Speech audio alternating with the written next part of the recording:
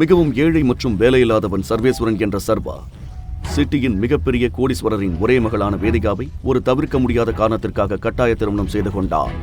சர்வா வேதிகாவின் வீட்டில் ஒரு வீட்டோடு மாப்பிள்ளையாக வாழ்ந்து வந்தான். மேலும் தன் மனைவி வேதிகா மட்டுமல்லாமல் அவளது சகோதரன் மற்றும் அந்த வீட்டின் வேலைக்காரர்களும் கூட அவனை அவமானப்படுத்தாத நாளே இல்லை என்றும் சொல்லலாம். சாதாரணமாக மளிகை பொருட்கள் வாங்கும் ஒரு பையை மட்டுமே எடுத்துக்கொண்டு செல்லும் இந்த ஏழை சர்வாவை அழைத்துச் செல்ல பல கோடி மதிப்புள்ள கருப்பு கார்கள் வந்தது ஏன்? அவன் பின்னால் மறைந்திருக்கும் உண்மை என்ன? சர்வா யார்? உங்களுக்கு சிலிர்ப்பை ஏற்படுத்தும் அவனது ரகசியம் என்ன? தெரிந்து கொள்ள இப்போதே பாக்கெட் எஃப்எம்ஐ டவுன்லோட் செய்து தி டைகர் ரிட்டர்ன்ஸ் கதையை இலவசமாக கேளுங்க. தண்டச்சோரே, பாத்ரூம் கிளீன் பண்ணிட்டு சீக்கிரமா வெளியில வா. மளிகை ஜாமான் வாங்க மார்க்கெட்டுக்கு போகணும். இந்த வேலைக்காரன் வீட்டின் அனைத்து வேலைக்காரர்களுக்கும் சீனியர். இவனுக்கு வீட்டில் அபினவை விட பல மடங்கு மரியாதை அதிகம் என்பது அபினவுக்கு தெரியும். சொல்லுங்கண்ணா. வேலைக்காரன் சர்வாவிடம் 1000 மற்றும் ஒரு மளிகை லிஸ்டை கொடுத்து விட்டு சொன்னான். ஓ, மார்க்கெட்டுக்கு போய் சீக்கிரமா மளிகை ஜாமான் வாங்கிட்டு வா. அப்புறம் வேதிகா மேடமோட ஆபீஸ் ஃப்ரெண்டு கிஷோர் இன்னைக்கு வராரு. என்ன நைட் வராங்களேன்னு பாக்குறியா? நீ அவங்களுக்கு புருஷன் இல்லையா? இப்ப நீ தான் அவங்க 2 பேரையும் ஒழுங்கா கவனிச்சுக்கணும். என்ன பாத்துக்கிட்டு இருக்க? போ சீக்கிரம். வேலைக்காரனின் வார்த்தைகளால் சர்வாவுக்கு கோபம் வந்து அப்போது அவனது போன் ஒலித்தது. நம்பரை பார்த்த சர்வா அதிர்ச்சி அடைந்தான். அது துபாய் நம்பர். சர்வா அதை எடுக்காமல் மளிகை லிஸ்டை எடுத்துக்கொண்டு சைக்கிளில் வேகமாக கடைக்கு கிளம்பினான். காய்கறி மார்க்கெட்டில் துபாய் கால் மீண்டும் வந்தது. சர்வா அதை கண்டுகொள்ளாமல் நடந்தான். அப்போது கஜேந்திரன் அவனை வழிமறித்தான். அந்த பகுதியில் கஜேந்திரன் ஒரு லோக்கல் ரவுடி. சர்வா ஒரு அப்பாவியை போல தெரிந்ததால் இன்னும் அதிகமாக அவனை கேலி செய்ய ஆரம்பித்தான்.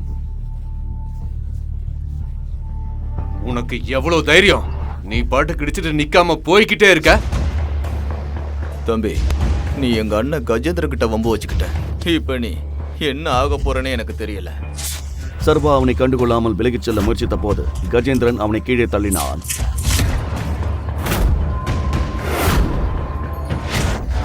ஏன் இப்படி பண்றீங்க? அட கடவுளே! அண்ணா, உங்களுக்கு ஒண்ணு தெரியுமா? இவன் தான் அந்த கோடீஸ்வரம் மனைவியோட வீட்டோட மாப்பிள்ள. அண்ணா, என் தம்பி இவங்க வீட்டுல தான் வேலைக்காரனா இருக்கான். அப்படியா? இந்த அவமானத்தை தாங்கிக் கொண்ட சர்வா தலையை குனிந்து கொண்டு கிளம்ப முயன்றான். ஆனால் கஜேந்திரன் அவன் காலரை பிடித்து சொன்னான். அப்ப நாம இன்னொரு பெரிய பார்ட்டி வச்சுக்கலாம். என்ன சொல்ற? யாருன்னு தெரியுமா? ஒய்ஃப் வேதிகாவோட. இதை கேட்டதும் எல்லா ரவுடிகளும் பலமாக சிரித்தனர். சர்வாவின் போன் மீண்டும் ஒலித்தது. யாரு? உன் டார்லிங் போன் பண்றாளா? குட்ரா, நானும் கேக்குறேன். அவளோட அந்த ஸ்வீட்டான வாய்ஸ் எப்படி இருக்குன்னு. நீங்க என்னை பத்தி என்ன வேணாலும் சொல்லுங்க, ஆனா இந்த போனை மட்டும் எடுக்காதீங்க. தாமதிக்காமல் கஜேந்திரன் போனை எடுத்தான். ஹலோ வேதிகா பேபி, சொல்லு. ஆனால் மறுமுனையில் இருந்த நபர் சொன்னதை கேட்டு கஜேந்திரன் நடுங்கினான். அவனுக்கு வியர்த்து கொட்டியது. அவன் சர்வாவின் காலில் விழுந்தான். எங்களை மன்னிச்சிருங்கண்ணே. நாங்க உங்களை யாருன்னு தெரியாம ஏதோ பெரிய தப்பு பண்ணிட்டோண்ணே. அப்போது யாரும் எதிர்பாராத விதமாக பொழுதி பறக்க 3 பெரிய விலையுயர்ந்த கருப்பு நிற கார்கள் கருப்பு கண்ணாடியுடன் ரவுடிகளுக்கு முன்னால் வந்து நிற்பதை அனைவரும் கண்டனர்.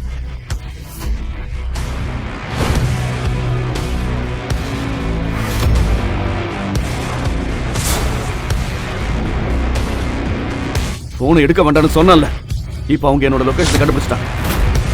பைக்கை ஸ்டார்ட் பண்ண சீக்கிரம். இதை சொல்லிக்கொண்டே சர்வா ஒரு ரவுடியின் பைக்கில் ஏறி வேகமாக பறந்தான். அங்கிருந்தவர்கள் போனை எடுத்தவுடனே எப்படி கருப்பு கார்கள் வந்தன என்ற ஆச்சரியத்தில் ஆழ்ந்தனர். மளிகை ஜாமான் எங்க? உனக்கு கொடுத்த ஒரு சின்ன வேலையை கூட உன்னால ஒழுங்கா செய்ய முடியல. சீரியஸ்லி சர்வா, உன்னால மார்க்கெட்ல இருந்து காய்கறிகளை கூட வாங்கிட்டு வர முடியல. You know what? போ, ரூம்ல இருக்கிற ஒட்டடை எல்லாத்தையும் சுத்தம் பண்ணு. உன் மிருதுவான கைகள் அதுக்கு தான் லாய்க்கு. யூஸ்லெஸ். வேதிகா சீக்கிரம் சர்வாவை விரட்ட விரும்பினாள். மேலும் எல்லோர் முன்னிலையிலும் அவனை அவமானப்படுத்தி அவன் தானாகவே தன் வாழ்க்கையை விட்டு விலகி போக வேண்டும் என்று விரும்பினாள். அப்போது வேதிகாவுக்கு அவள் நண்பி சிவானியிடமிருந்து அழைப்பு வந்தது. சொல்லு சிவானி. ஹே வேதிகா, ஈசிஆர்ல மாஃபியா கிங் விக்ரமன் சாரோட பார்ட்டிக்கு நீ வரலையா? நம்ம காலேஜ் ஃப்ரெண்ட்ஸ் எல்லாரும் அங்க வராங்க. நோ யார், எனக்கு மூடு சரியில்லை. I'm not coming. வேதிகா, அது மாஃபியா கிங் விக்ரமன் சாரோட இன்விடேஷன். முடியாதுன்னு சொல்றதுக்கு இடமே இல்ல. நீ வந்தே ஆகணும். நாங்க எல்லாரும் எங்க ஹஸ்பண்டோட வர்றோம். நீ உன்னோட உதவாக்கற புருஷனையும் கண்டிப்பா அங்க கூட்டிட்டு வந்துரு. உனக்கு அவனை கலட்டி விட ஒரு நல்ல சான்ஸ் கிடைக்கும். என்ன சொல்லு? ஏன்னா அங்க மாஃபியா வேர்ல்ட சேர்ந்த நிறைய பேர் வருவாங்க. சர்வாவை என் லைஃப்ல இருந்து துரத்த இதுதான் சரியான சான்ஸ். சரி, ஓகே, நானும் கண்டிப்பா வரேன். என்னோட அந்த யூஸ்லெஸ் ஹஸ்பண்டையும் கூட்டிட்டு வரேன். சர்வா இதையெல்லாம் கேட்டுக்கொண்டு அங்கேயே நின்றிருந்தான். அப்போது அவனது போன் மீண்டும் ஒலித்தது. ஸ்கிரீனில் துபாய் எண்ணை பார்த்த சர்வா வீட்டை விட்டு வெளியே சென்றான். என் புருஷனோட கிராமத்து ஃப்ரெண்டு எவனாவது கால் பண்ணிருப்பான். சரி விடு, நான் அவனை என்னோட டிரைவரா கூட்டிட்டு வந்துடுறேன். Okay okay, super. பை. இப்போது ஈசிஆரில் வேதிகாவின் மனதை குழப்பப் போகும் ஒரு விஷயம் நடக்கப் போகிறது.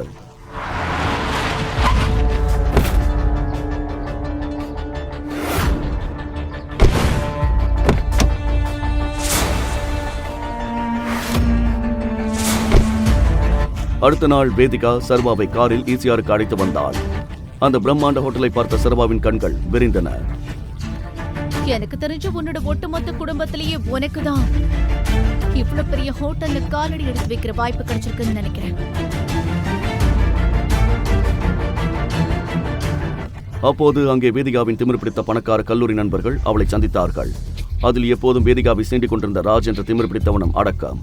சர்வாவை அவமானப்படுத்த முயன்ற ராஜ் வேதிகாவை பார்த்து, வேதிகா, இது என்ன இந்த ட்ரிப்புக்கு உன் ஹஸ்பண்டுக்கு பதிலா வீட்டு வேலைக்காரனை கூட்டிட்டு வந்தியா? இவர்தான் என்னோட ஹஸ்பண்ட். வாட்? சர்வாவின் சாதாரண ஆடைகளை பார்த்த வேதிகாவின் நண்பர்கள் மற்றும் அவர்களின் கணவர்கள் முகம் சுளித்தனர். ஆனால் என்ன நடக்கப் போகிறது என்று அவர்களுக்கு தெரியாத அப்போது ஹோட்டல் மேனேஜர் வந்து சொன்னார். எக்ஸ்கியூஸ் மீ சார், விக்ரம் சாரோட பார்ட்டி ஈவினிங் தான். இப்போ நீங்கள் சாப்பிட்ற லஞ்சுக்கும் ட்ரிங்க்குக்கும் நீங்கள் தான் பில் பே பண்ணணும். வெயிட்டர் மெனு கார்டை கொண்டு வந்தபோது சர்வாவை மாட்டிவிட நினைத்த ஆரியன் இவ்வாறு கூறினான். ஹே காய்ஸ், இன்னைக்கு நம்மளோட பில் எல்லாம் சர்வா தான் பே பண்ணுவாரு. அண்ட் எஸ் காய்ஸ், நான் அப்படி எதுவும் சொல்லவே இல்லை. லெட்ஸ் கிளாப் ஃபார் சர்வா. மாசம் 6000 மட்டுமே சம்பாதிக்கிற இந்த வேலைக்காரன் நம்ம பில்ல கட்ட போறான். Clap clap clap. சர்வாவுக்கு ஒரு நிமிடத்திற்குள் என்ன நடந்தது என்று புரியவில்லை. வேதிகாவும் அதை பற்றி யோசித்துக் கொண்டிருந்தாள். இது எப்படி நடந்துச்சு? சர்வா என்ன பண்ணிருக்கான்? எனக்கு என்கிட்ட பைசாவும் இல்ல. இந்த சர்வா ஒரு பைசா கூட இல்லாத பிச்சைக்காரன். சர்வா ஒரு கண்டிஷனும் போட்டாரு. இன்னைக்கு அவரால பில்ல கட்ட முடியலன்னா வேதிகா ராஜுக்கு சொந்தம். அட அட அட, சேலஞ்ச் பண்ணிட்டு இப்ப பின்வாங்க கூடாது. வாட்? சர்வா, எல்லாத்துக்கும் ஒரு லிமிட் இருக்கு. நான் ஒன்னும் உன்னோட ப்ராப்பர்ட்டி இல்ல. என்ன அடமான வைக்கிறதுக்கு புரியுதா? வேதிகா, நான் சொல்றதை கேளு. நான் Just எதுவும் shut up. Shut up. தான் இவர்களிடம் மாட்டிக்கொண்டிருப்பதை Shut up. சர்வா நான் சொல்றது வேதிகாவுக்கு கொஞ்சம் விளக்க முயன்றான். அட அட அட, சேலஞ்ச் பண்ணிட்டு பின்வாங்க கூடாது. என்னாச்சு? பணம் தீந்து போச்சா? வெயிட்டா. ராஜ் சர்வாவுக்கு பேச வாய்ப்பு கொடுக்காமல் ஹோட்டலில் உள்ள மிக விலையுயர்ந்த உணவு மற்றும் பானங்களை ஆர்டர் செய்தான். அப்போது சிவானியின் பார்வை ஒரு பாக்ஸிங் ரிங் மீது விழுந்தது. ஹே ராஜ், நீ காலேஜ் டேஸ்ல பாக்ஸிங் சாம்பியன் இல்லையா? அப்போ உனக்கும் சர்வாக்கும் ஒரு ஃபைட் வச்சா என்ன? என்ன சொல்றீங்க? நம்ம ஆர்டர் பண்ண ஃபுட் வர்றதுக்குள்ள நமக்கு ஒரு சின்ன என்டர்டெயின்மெண்ட் மாதிரி இருக்கும்ல? இதை கேட்டதும் அனைவரது கவனமும் அங்கே சென்றது. ஏனென்றால் ராஜ் உண்மையிலேயே அனைவரையும் நடுங்க வைக்கும் ஒரு குத்துச்சண்டை வீரன். மற்ற கல்லூரிகளும் அவனை கண்டு அஞ்சின. ராஜ் இதுவரை 25 பேரின் முகத்தை உடைத்திருந்தான். அப்போது சர்வாவின் போன் ஒலித்தது. சர்வா சார் போன் அடிக்குது. யார் கூப்பிடுறாங்கன்னு நினைக்கிறீங்க? அவங்க வீட்டு ரகு தாத்தா. போன்ல என்ன சொல்லியிருப்பாரு? ஹே சர்வா, நீ கிளீன் பண்ணாமே போயிட்டியே. சரி, இப்ப என்ன சொல்ற? ரெடியா? இன்னைக்கு தெரிஞ்சிடும் வேதிகாக்கு யார் பெஸ்ட், நீயா நானா? சர்வா, உனக்கு இன்னும் கூட டைம் இருக்கு. இப்பவே வேண்டாம்னு சொல்லிடு. சர்வா மாமா, ராஜ் கூட ஃபைட் பண்ண உங்களுக்கு தைரியம் இல்லையா? சர்வா கோவம் அடைந்து இப்போது சொன்னான், நான் பாக்ஸிங்க்கு ரெடியா இருக்கேன். காய்ஸ், இன்னைக்கு இவன் கதையை முடிச்சிட்டு சாப்பிடுவோம். ராஜும் தயாராகி பாக்ஸிங் ரிங்கில் நுழைந்தான். மறுபுறம் ஆரியனும் அவன் நண்பர்களும் விலையுயர்ந்த பானங்கள் மற்றும் உணவுகளை ஆர்டர் செய்ய தொடங்கினர். அப்போது ராஜ் அடிக்க வேண்டும் என்ற எண்ணத்தில் வேண்டுமென்றே சர்வா மீது ஒரு குத்துவிட சர்வா வாயிலிருந்து ரத்தம் வர ஆரம்பித்தது. எஸ்,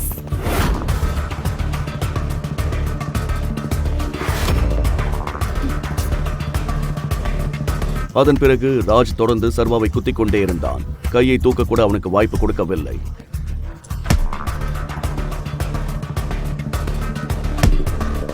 சர்வாவின் கதை முடிந்தது என்று எல்லோரும் நினைத்தபோது திடீரென்று சர்வா கீழே விழுந்தான். போதும் சர்வா, சண்டை போடுறத விட்டுடு. வா, நம்ம இங்கிருந்து போலாம். வேதிகா இதை சொன்னபோது பாக்ஸிங் ரிங்கிற்கு வெளியே வைக்கப்பட்டிருந்த சர்வாவின் போன் ஒலிக்கத் தொடங்கியது. வேதிகா போனை பார்த்துவிடக் கூடாது என்ற அவசரத்தில் சர்வா எழுந்தான். ராஜ் அவனை தாக்க வந்தபோது சர்வா ராஜை நோக்கி ஒரு பவர்ஃபுல் பஞ்ச் கொடுக்க ராஜ் அங்கேயே மயங்கி விழுந்தான். வேதிகாவின் கவனம் சர்வாவின் போனிலிருந்து தரையில் கிடந்த ராஜ் மீது திரும்பியது.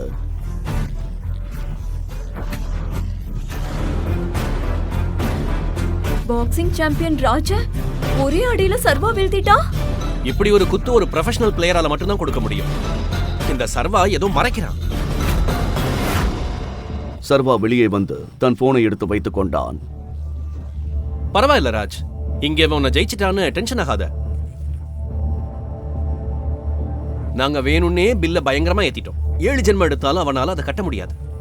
சார், உங்களோட பில் 5,40,000. என்ன? பரவாயில்ல, நம்ம சர்வா சார் இங்க இருக்காரு.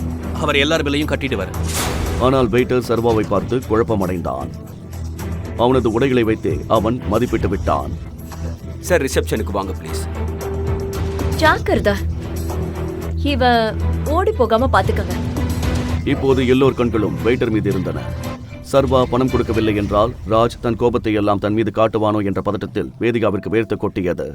வெயிட்டர் சர்வாவின் கையில் இருந்த கார்டை வாங்கி ஸ்வைப் செய்தபோது அவனது முகம் விளறியது. என்னாச்சு?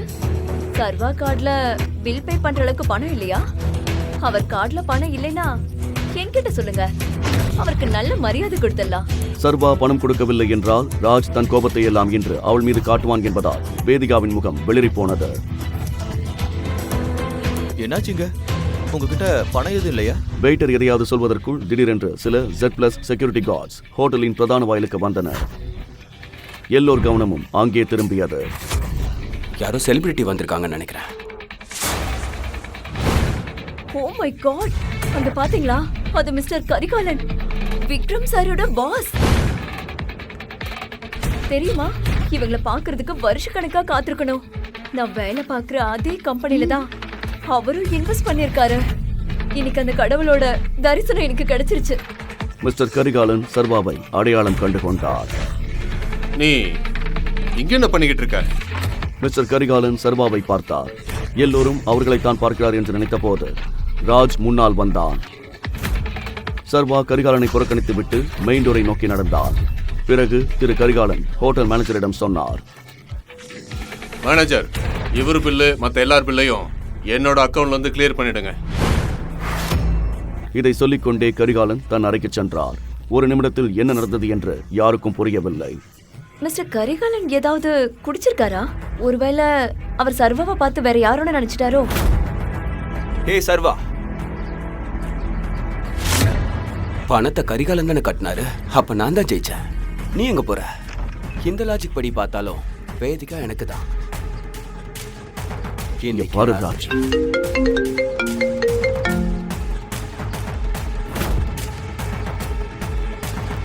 போனை கூட.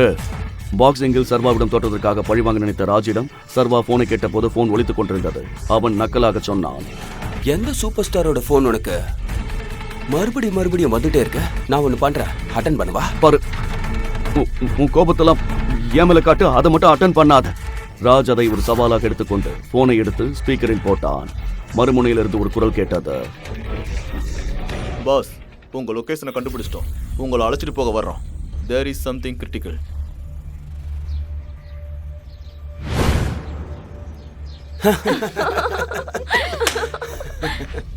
நிச்சயமா இது ஏதோ ஆட்டோ டிரைவர் இல்ல கேப் டிரைவர் காலா தான் இருக்கணும். அவன் இவனை பத்தி என்ன நினைச்சான்? வேதிகாவுக்கும் இது வேடிக்கையாக இருந்தது. ஆனால் அப்போது ஒரு விஷயம் நடந்தது. அது எல்லோரையும் அதிர்ச்சிக்குள்ளாக்கியது.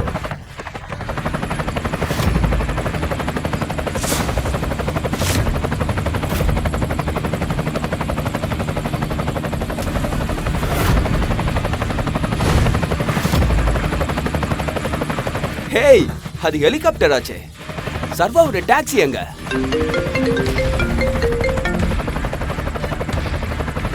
அதற்கு பிறகு சர்வா போனில் ஏதோ சொன்னான். ஹெலிகாப்டர் அங்கிருந்து பறந்து சென்றது.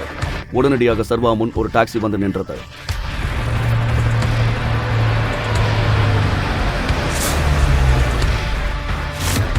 அட இதுதான் மலையை குறைஞ்சு எலிய பிடிக்கிறதா? எனக்கு தெரியும், அவன் ஹெலிகாப்டர்ல ஏறுவானா? இதோ அவனோட டாக்ஸியே வந்துடுச்சு. ஆனால் துபாயிலிருந்து வந்த தொடர் அழைப்புகளும் இந்த விலையுயர்ந்த கார்கள் மற்றும் ஹெலிகாப்டரும் உங்கள் தலைமுடியை சிலிர்க்க வைக்கும் ஒரு ரகசியத்தை வெளிப்படுத்தப் போகின்றன. சர்வா வேகமாக டாக்ஸியில் ஏறிச் சென்றான். அப்போது ராஜ் மற்றும் மற்றவர்களுக்கு சர்வா மீது சந்தேகம் வந்தது. காய்ஸ், இவன் ஈசிஆர்ல தன்னோட ஒய்ஃபை விட்டுட்டு எங்க போனா, யார பார்க்க போனான்னு யாருக்காவது தெரியுமா?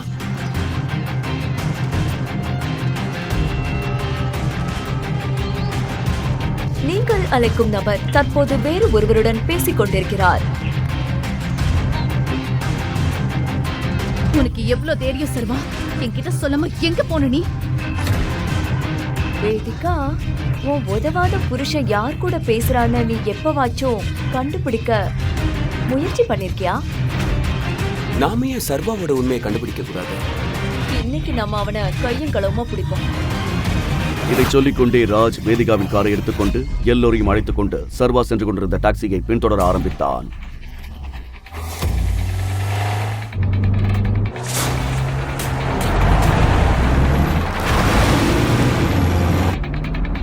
ராஜ், வேகமா போ. சர்வா, நான் இன்னைக்கு நீ எங்க போற, என்ன பண்றேன்னு உன்னை பத்தின உண்மையை கண்டுபிடிச்சே தீர்வேன். ராஜ் மற்றும் மற்றவர்கள் சர்வா மாட்டிக்கொள்வான். அவர்கள் உண்மையை வெளிப்படுத்தி கேலி செய்யலாம் என்று நினைத்தார்கள். ஆனால் இன்று சர்வாவின் உண்மை அவர்களுக்கு முன்னால் வெளிவரப் போகிறது என்று அவர்களுக்கு தெரியாது. சர்வாவின் உண்மையான அடையாளம் என்ன? ஒரு ஏழை மனிதனா, அல்லது அசிங்கப்படுவதற்காகவே பிறந்த ஒரு வீட்டோடு மாப்பிள்ளையா, அல்லது வேறெதுமா? காத்திருங்கள், இந்த ரகசியங்கள் அனைத்தும் வெளிப்பட போகின்றன. நிறுத்து. சர்வாவின் டாக்ஸியை திடீரென்று போலீஸ்காரர்கள் ஒரு செக் போஸ்டில் தடுத்து நிறுத்தினர். ராஜ் தன் காரை சிறிது தூரத்தில் நிறுத்திவிட்டு வேடிக்கை பார்க்க ஆரம்பித்தான்.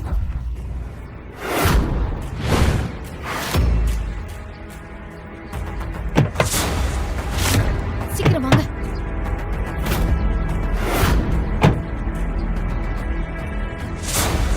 போலீஸ் இன்ஸ்பெக்டர் சர்வாவை வெளியே வரச் சொல்லி சோதனையிட ஆரம்பித்தார். சோதனையின் போது போலீஸ் சர்வாவிடம் ஒரு துப்பாக்கி இருந்ததை கவனித்தார். துப்பாக்கியை பார்த்த இன்ஸ்பெக்டர் சர்வாவிடம் கேட்டார், இது என்ன?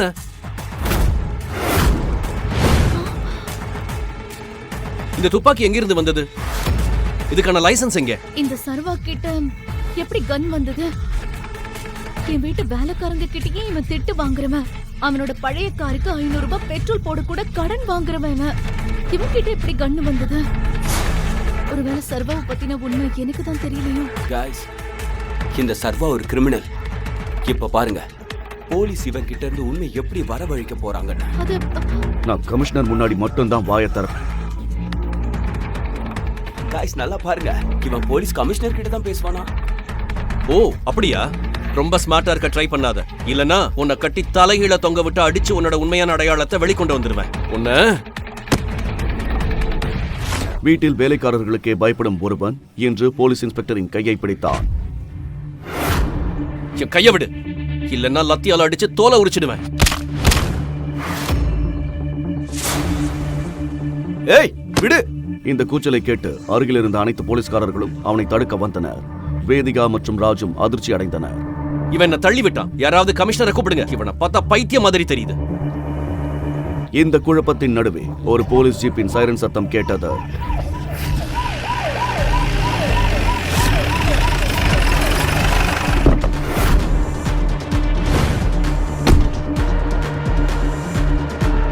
என்ன நடக்குதுங்க? சார்,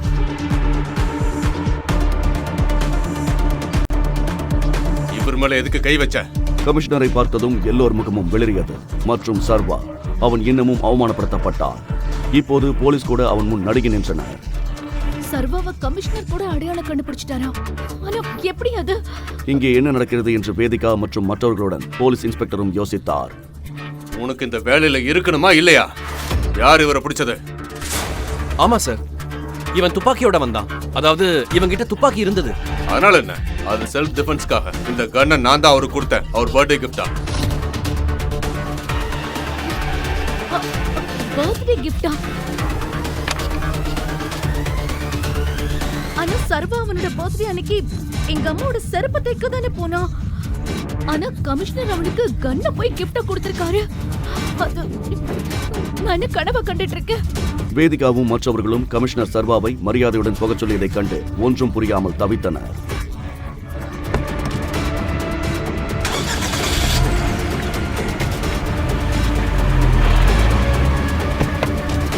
ஆனால் ராஜ் சர்வாவை பின்தொடர காரில் செல்ல ஆரம்பித்தவுடன் போலீஸ் இன்ஸ்பெக்டர் அவர்களை நிறுத்தினார்.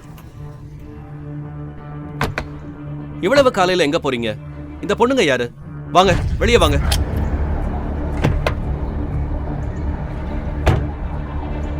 சார், நாங்க சர்வா சார் கூட தான் வந்தோம். அதனால அவர் எங்க போறாரோ நாங்களும் அங்கதான் போறோம். ஓகே ஃபைன், நீங்க கிளம்புங்க.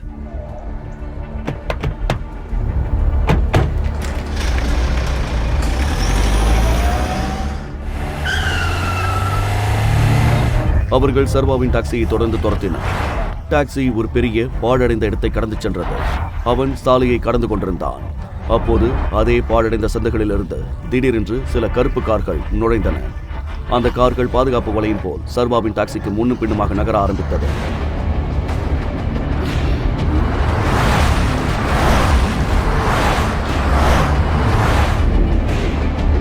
பிறகு அந்த 3 கருப்பு கார்களும் சர்வாவின் டாக்ஸியுடன் சேர்ந்து நகர ஆரம்பித்தன.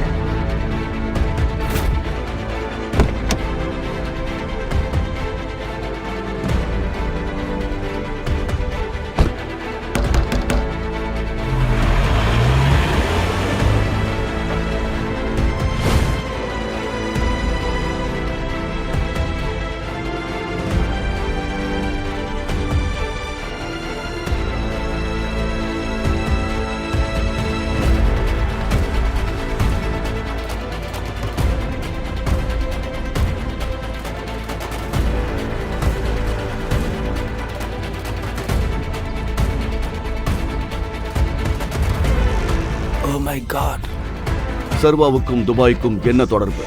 எதற்காக சர்வாவுக்கு துபாயிலிருந்து அழைப்புகள் வந்தன?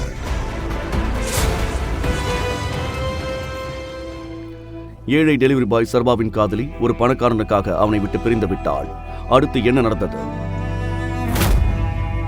காதலில் தோல்வியடைந்த ஏழை சர்வா மது அருந்துவிட்டு தரையிலிருந்து 50 அடி உயரத்தில் உள்ள கட்டிடத்தின் மொட்டை மாடிக்கு சென்றான். வைஷ்ணவி, நான் இந்த உலகத்தை விட்டு போறேன். உன்னோட துக்கம் என்ன கொன்னுடுச்சு. அந்த பணக்காரனோட சந்தோஷமா இரு. நான் போறேன். அந்த மஜ்னு சாக தயாராக இருந்தான். ஆனால் அவனது வாழ்க்கையில் விதி என்ன கொடுத்தது? சர்வா திடீரென்று கீழே விழுந்தான். ஆனால் எங்கே விழுந்தான்?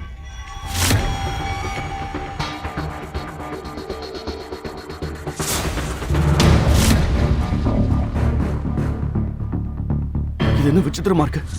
ஓ மை காட், நான் எப்படி இங்க வந்தேன்? ஆமா, சர்வா அந்த மொட்டை மாடியிலிருந்து விழுந்து அந்த சிட்டியின் மிக அழகான மற்றும் பணக்கார பெண்ணான வேதிகாவின் படுக்கைக்கு சென்றாள். அவள் அப்போது அமைதியாக உணர்ந்தாள். அவள் தூங்கிக் கொண்டிருந்தாள். ஆனால் அவள் எழுந்தவுடன் அவள் கேட்டாள், யார் நீ? நீ என்ன பண்ற? என்னோட பெட்ல நீ என்ன பண்ணிட்டு இருக்க? நான் எங்கிருந்து வந்தேன்னு எனக்கே தெரியல. எனக்கு எதுவும் புரியல. எல்லாமே கனவு மாதிரி இருக்கு. உன்னோட கனவுல இருந்து வெளியே வந்து முதல்ல நீ யாருங்கறத சொல்லு. நான் யாருன்னு உனக்கு தெரியுமா? நீ யாரு?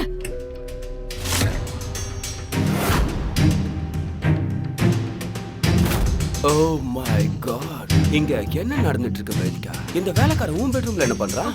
அங்க கல்யாண ஏற்பாடு நடந்துட்டு இருக்கு. சனி, நீங்க என்ன பண்ணிட்டு இருக்க?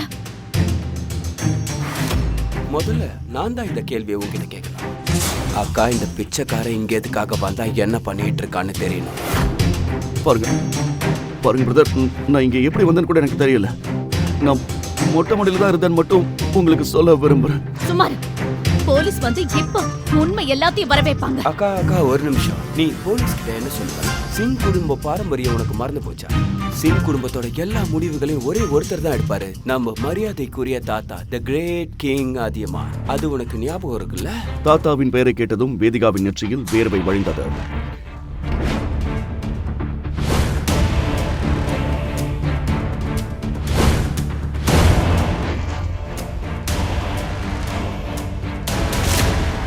அதியமான் நகரத்தின் நன்கு அறியப்பட்ட பணக்காரர் மட்டுமல்ல, அவர் பழமையான கருத்துக்களை கொண்ட ஒரு கன்சர்வேட்டிவ் மற்றும் கடுமையான மனிதர். வெளிப்படையாக சொல்ல வேண்டுமானால் ஒரு சூட் அணியும் மனிதர். அவரை சுற்றியிருப்பவர்களும் அதே போலதான் அணிந்திருப்பார்கள். ஆனால் அவர்களது மனநிலை 500 ஆண்டுகள் பழமையானது. தாத்தா திரும்பி வந்த பிறகு என்ன நடக்குமோ என்று வேதிகா பயந்து கொண்டிருந்தாள். வேதிகா, வெளியில வா. தன் தாத்தாவின் உரத்த குரலை கேட்ட வேதிகா திகைத்து போனார். தாத்தா, ஒருவேளை தாத்தாவுக்கு எல்லாம் தெரிந்துவிட்டது என்று அவள் புரிந்து கொண்டாள். ஆனால் எப்படி? இப்ப எவ்வளவு நேரம் இந்த லூசர் கூட பெட்ரூம்ல என்ன பண்ணிட்டு இருந்த? வெளியில வா, தாத்தா வெயிட் பண்ணிட்டு இருக்காரு.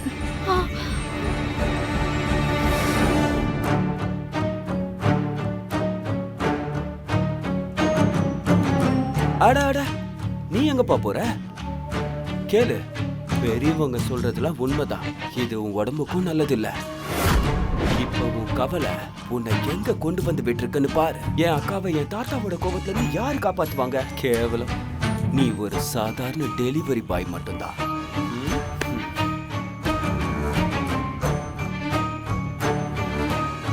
இதை கேட்ட சர்வா, தீரஜ் தான் இதையெல்லாம் செய்திருக்க வேண்டும் என்று புரிந்து கொண்டான். மொட்டை மாடியிலிருந்து விழுந்த பிறகு ஒருவேளை சர்வா மயக்கமடைந்திருக்கலாம். அப்போது தீரஜ் அங்கு வந்திருக்க வேண்டும். அவன்தான் சர்வாவை மயக்க நிலையில் இங்கு கொண்டு வந்து படுக்க வைத்திருக்க வேண்டும். ஆனால் இப்போது சர்வா மனதிற்குள் வேறு கேள்விகள் இருந்தன. ஒரு அண்ணன் அக்காவுக்கு செய்யற வேலையா அது? அவன் எப்படி வேதிகாவுக்கு எப்படி ஒரு துரோகத்தை செய்ய முடியும்? அவன் உண்மையிலேயே அவளோட அண்ணனா? இந்த கேள்விகள் சர்வாவின் மனதில் ஓடிக்கொண்டிருந்தன. இதற்கிடையில் அதிகமான ஆக்ரோஷத்துடன் நின்று கொண்டிருந்தார். அங்கு ஒரு பூகம்பமே வெடிக்க தயாரானது போல இருந்தது. இந்த மாதிரி பொண்ணு எல்லாம் பொண்ண கூட தப்பு இல்ல. கல்யாணத்துக்கு முன்னாடி ஒரு பையனோட உறவு வச்சுக்க உனக்கு எவ்வளவு தைரியம்?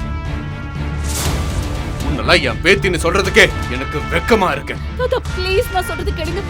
இவ யாருன்னு எனக்கு தெரியவே தெரியாது. பொய் சொல்லாத. எனக்கு எல்லாம் தெரியும். என்ன ஏமாத்தாத. இவங்கதான் உன்னை பெத்தவங்க. இவங்கதான் உன்னை படிக்க வச்சு உன்னை பிசினஸ்க்கு அனுமதிச்சாங்க. அந்த தைரியத்துல நீ எவனை ஒருத்தன ஒரு ரூமுக்கு கூட்டிட்டு வந்திருக்க. அதியமான் சர்வாவின் கையில் எதையோ பார்த்தார். அது அவருக்கு அதிர்ச்சி அளித்தது.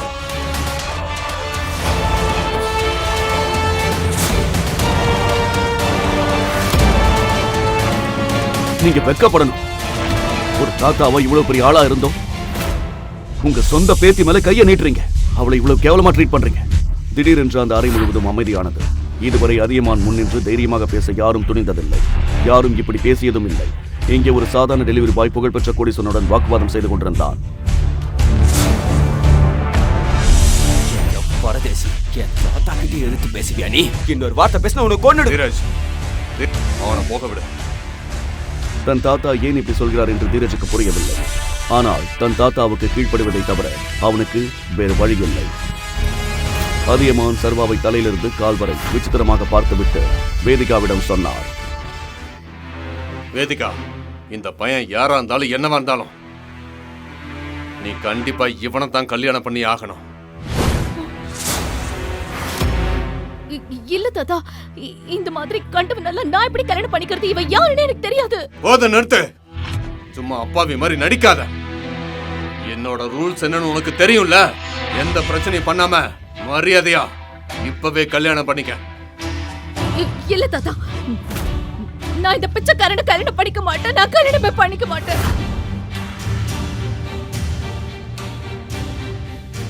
அப்ப சரி தீரஜ், உன் அக்காவை ஃபார்ம் ஹவுஸ் கூட்டிட்டு போ. அவளை அங்கேயே குழி தோண்டி புதைச்சிரு. இதை கேட்ட வேதிகா அதிர்ச்சியில் உறைந்து நின்றாள். அதியமான் சொல்வதை கண்டிப்பாக செய்வார் என்று அவளுக்கு நன்றாக தெரியும். ஏனென்றால் இதற்கு முன்பும் இந்த குடும்பத்தில் அதியமானின் சட்டத்தை யார் எதிர்த்தார்களோ சாவுதான் அவர்களின் தலைவிதியாக இருந்தது.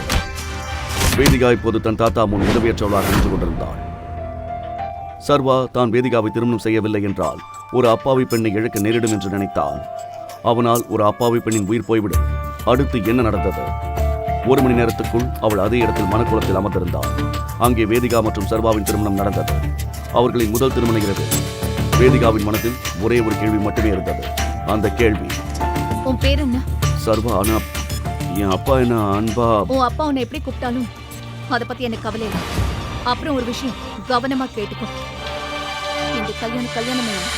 இது ஒரு கட்டாயம். மத்தவங்களை பொறுத்த வரைக்கும் நீயும் நானும் புருஷன் பொண்டாட்டி. ஆனா இந்த ரூம்குள்ள நீயும் நானும் எப்பவுமே ஸ்ட்ரேஞ்சர்ஸ் தான். அரண்மனையின் ராணியான வேதிகாவுக்கு தன்னை போன்ற ஒரு டெலிவரி பாயுடன் எப்படி வாழ பிடிக்கும் என்று சர்வாவுக்கும் தெரியும். ஆனால் கடவுள் அவர்களை ஒன்று சேர்த்திருந்தால் அதற்கு பின்னால் ஏதோ ஒரு காரணம் இருக்க வேண்டும் என்று அவனுக்கு தோன்றியது. இன்னைக்கு என்னோட ஃப்ரெண்ட் விக்ரமோட பர்த்டே பார்ட்டி இருக்கு. வேதிகா, நீயும் மாப்பிளையும் அந்த பார்ட்டிக்கு கண்டிப்பா போயே ஆகணும். வேதிகாவுக்கு பார்ட்டிக்கு போக விருப்பமில்லை. ஆனால் தன் தாத்தாவின் உத்தரவை மறுக்க முடியாது. சர்வா வேதிகாவுடன் போக வேண்டிய கட்டாயம் ஏற்பட்டது. ஆனால் அங்கே அவன் ஒருவரை சந்தித்தான். அது அவனை முழுமையாக அதிர்ச்சியடை செய்தது.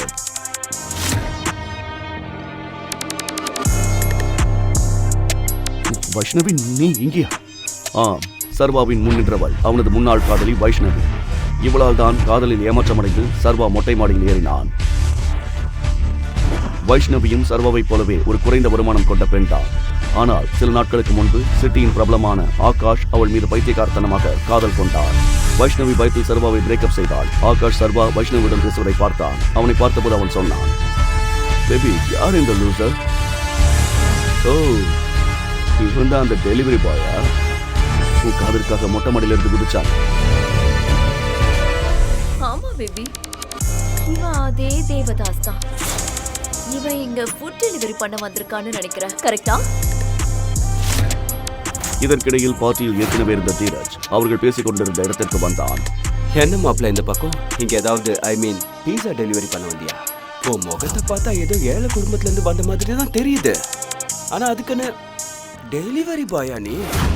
சீ சீ சீ சீ சீ. தீரஜ், ஆனா ஏன் இந்த லூசரை மாப்பிள்ளைன்னு கூப்பிடுற? நீ என்ன நடந்ததுன்னு சொல்ல விரும்பலையா? அதைத்தானே நானும் சொல்ல வந்தேன். என்னோட அக்கா போய் இவட கல்யாணம் பண்ணிக்க போறாங்க. இந்த மூஞ்சி தான் எங்க அக்காவை கல்யாணம் பண்ணிக்க போறாங்க. எங்க அக்காவோட வருங்கால புருஷன், அன்பான புருஷன்.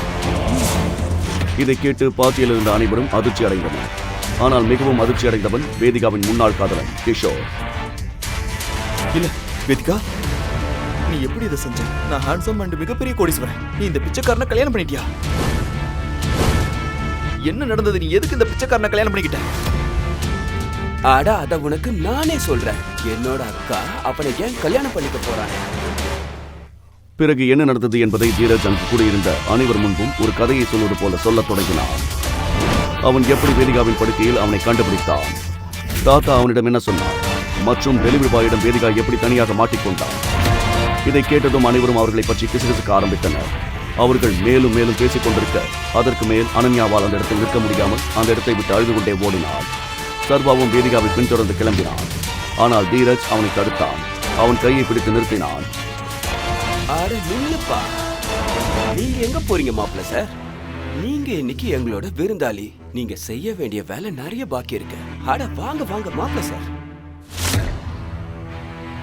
இந்த காஸ்ட்லி சேர் உங்களுக்காகவே பண்ணுது. இதை சொல்லிக்கொண்டே தீரஜ் சர்வாவுக்கு ஒரு மிக அழகான ஆனால் ஆபத்தான தோற்றமளிக்கும் நாற்காலியில் உட்காரும்படி சைகை செய்தான். ஏ தீரஜ், உனக்கு பைத்தியமா? அவன் இந்த சேர்ல உட்கார முடியாது. இது யாரோட சேர்னு உனக்கு தெரியும்ல? கொஞ்ச நேரம் சும்மா இருடா. எங்க பாசத்துக்குரிய மாப்பிள்ள சாருக்கு இது நாங்க கொடுக்கிற மரியாதை. ஆமா, என்ன இருந்தாலும் இவர் நம்ம ஃப்ரெண்டோட மாப்பிள்ள. அதனால இவருக்கு நம்ம மரியாதை கொடுக்கணும். நிச்சயமா நாங்க பண்ணதான் போறோம். ஏன் இல்ல? கிஷோரின் வார்த்தைகளை கேட்ட ஆகாஷ் புரிந்து கொண்டான். தீரஜ் சர்வாவின் கதையை முடித்துவிட நினைத்திருந்தான். இப்ப எல்லாருக்கும் நல்லாவே தெரிஞ்சுடும் இந்த டெலிவரி பாயோட யோக்கியதை என்ன. வாங்க வந்து இந்த காஸ்ட்லியான சேர்ல இது உங்களுக்காகவே பண்ணது தானே. உட்காருங்க உட்காருங்க உட்காருங்க. சர்வா நாற்காலியில் உட்கார்ந்தவுடன் ஒரு பெரிய அலாரம் ஒலிக்க ஆரம்பித்தது.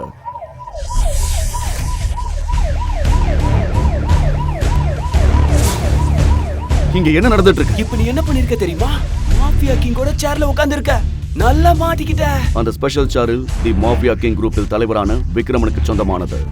மற்றும் விக்ரமின் இந்த நாற்காலியில் வேறு யாரும் உட்கார அனுமதிக்கப்படுவதில்லை. எவன்டா அந்த தைரியசாலி?